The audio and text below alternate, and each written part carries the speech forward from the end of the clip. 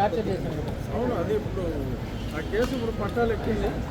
జనాలు స్తబ్దతగా ఉంది. నిన్నటితో పట్టాలు ఎక్కింది. త్వరలో దానికి ఒక పరిష్కారం వస్తుంది. ఇది పాల్గారు వెనక ఎవరున్నారు, ఎవరు చెప్పారు, ఎందుకు చేశారు అనేది త్వరలో డెఫినెట్గా తేలుతుంది. సార్ సునీల్ కుమార్తో పాటు అప్పుడు ప్రైవేట్ వ్యక్తులకు టార్చర్ చేశారు సార్. వాళ్ళ పరిస్థితి వాళ్ళు కొంతమంది టీడీపీలో ఉన్నారు. సునీల్ కుమార్కి కొందరు అనుచరులు ఉన్నారు, కలెక్షన్ ఏజెంట్స్ ఉన్నారు. ఆ కలెక్షన్ ఏజెంట్స్లు వాళ్ళని వాళ్ళ పర్సనల్ స్టాఫ్ని మెయిన్గా వాడాడు. డైరెక్ట్గా డిపార్ట్మెంట్లో ఉన్న వాళ్ళని వాడితే ఇబ్బంది అని చెప్పి అతను కలెక్షన్ ఏజెంట్స్ని అతని పర్సనల్ స్టాఫ్ని వాడాడు.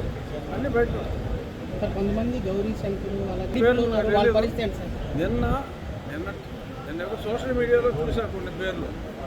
మరి అది ఎంతవరకు వాళ్ళు ఉన్నారు అనేది అది పోలీస్ ఇన్వెస్టిగేషన్లో తేలాలి.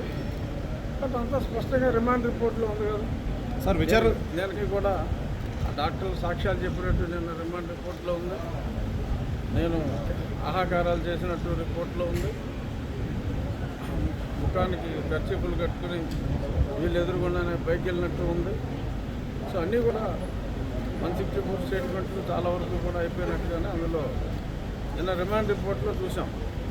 సో అంతా క్రిస్టల్ క్లియర్. అప్పుడు నేను ఏదైతే చెప్పానో అంతా కూడా డైరెక్ట్గా ఇన్వాల్వ్ అయిన వాళ్ళ సాక్ష్యాధారాల ద్వారానే తెలిసింది.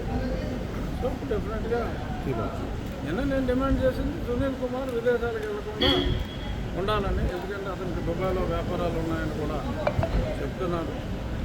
సో కాబట్టి గతంలో హైదరాబాద్లో ఒక ఆయన మరి ఫోన్ ట్యాపింగ్లో అక్కడ గ్రీన్ కార్డ్ తీసుకోవడం జరిగింది.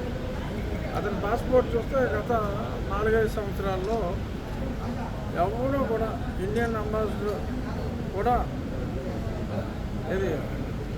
ఇండియాలో ఉన్న అమెరికన్ అంబాసిడర్ కూడా అన్నిసార్లు అమెరికా వెళ్ళి ఉండడు. అన్నిసార్లు అతను వెళ్ళినట్టు అతను పాస్పోర్ట్ వెరిఫై చేస్తే తెలుస్తుంది. సో అన్నీ బయటకు వస్తాయి త్వరలో.